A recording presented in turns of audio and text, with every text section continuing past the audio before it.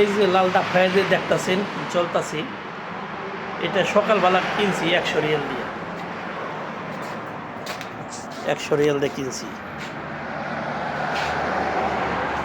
দেখছেন, এটা 300 রিয়াল উইটা গেছি, কইছি 350 রিয়াল হলে এটা বিষ্ণু জাপানি অরিজিনাল। দেখছেন, এই দেশে শীতের দিনে এগুলার দ্বারাই রুম গরম করি। এগুলা রুমের ভিতরে থাকলে এত গরম হয় রুম, বলবার মতো না। দেখছেন কত সুন্দর, একটু কালি নাই, কিছু নাই। এটা কি দাফায়া বলে, কেরাসিন তেলে চলে। এটা কি কেরাসিন তেলে চালা, এক এক রাত্রে কতগুলো অনেকগুলা করে তেল খায়। মানে এক সৌদির কাছ থেকে আজকে 100 রিয়াল দিয়ে কিনছি, কিনে ঠিকঠাক করছি, ঠিকই আসছিল।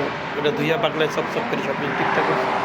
এখন 300 রিয়াল বলে, 350 রিয়াল উঠলে দিয়ে দিব।